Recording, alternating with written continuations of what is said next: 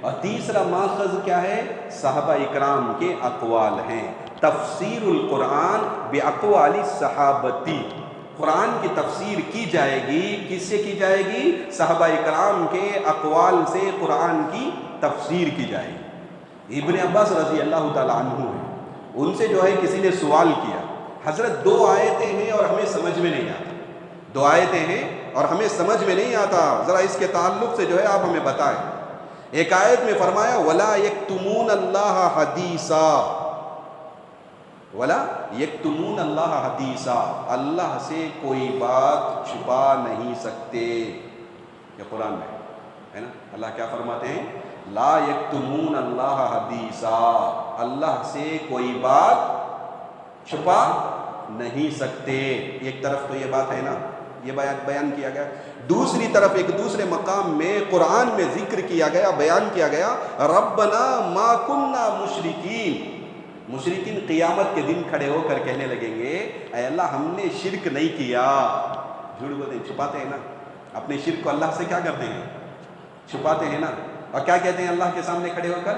ما کننا مشرکین، اے اللہ ہم نے شرک نہیں کیا، چھپاتے ہیں اپنے شرک کو، حالانکہ اللہ فرماتے ہیں وہ کوئی چیز اللہ سے چھپا نہیں سکتے۔ اور یہاں دوسری جگہ بیان کیا گیا کہ وہ اللہ سے اپنے شرک کو چھپاتے ہیں۔ یہ 2 باتیں ہیں، ہمیں باتیں سمجھ میں نہیں آئی، یہ 2 آیتیں، اس کی وضاحت ہم کو معلوم نہیں ہوتی ہمارے عقلوں کے اعتبار سے، ورنہ تو ان کے درمیان جو ہے کوئی تضاد یا تعارض آیتوں میں نہیں ہوتا ہے، آیتوں میں کوئی ٹکراؤ نہیں ہوتا ہے، ہمارے ناقص ذہن میں یہ باتیں آ جاتی ہیں کہ یہ ہو سکتا ہے۔ تو ابن عباس رضی اللہ تعالیٰ عنہ سے پوچھے تو حضرت نے فرمایا کہ دیکھو مشرکین ابتداءً، جب ان کو اللہ کے سامنے کھڑا کیا جائے گا تو ابتداءً وہ اللہ کے سامنے کہنے لگیں گے اے اللہ ہم نے شرک نہیں کیا، چھپانے لگیں گے۔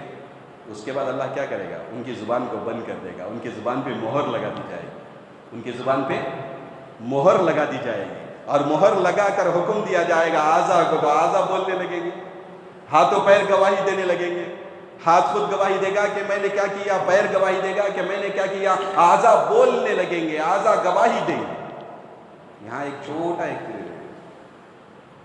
ناسمجھوں کو ایک سوال ہو جاتا، ہاتھ پیر سب بولیں گے، کیسا بولیں گے؟ سمجھ میں نہیں آتا۔ ارے سمجھنے کی بات ہے، بالکل واضح بات ہے۔ کیا واضح بات ہے؟ یہ زبان میں گویائی، بولنے کی طاقت کون دی ہمیں؟ اللہ نے دیا۔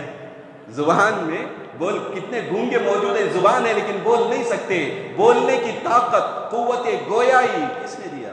اللہ نے دیا ہے۔ تو اللہ ہاتھ و پیر کو قوت گویائی نہیں دے سکتا کہ؟ یقیناً دے سکتا ہے۔ اللہ ہاتھ و پیر کو قوت گویائی دے گا، بولنے کی قوت دے گا، تو وہ بولنے لگیں گے اللہ تبارک و تعالیٰ کے سامنے۔ اب اس کے بعد کیا ہوگا؟ وَلَا يَكْتُمُونَ اللَّهَ حَدِيثًا، وہ اللہ سے کوئی بات چھپا نہیں سکتے۔ پہلے تو چھپا رہے تھے، پھر مہر لگا دیا گیا، اور لگانے کے بعد اب کیا ہوگا؟ گواہی دیں گے تو اللہ سے کیا نہیں کر سکتے، کوئی چیز چھپا نہیں سکتے۔ یہ تفسیر ہے،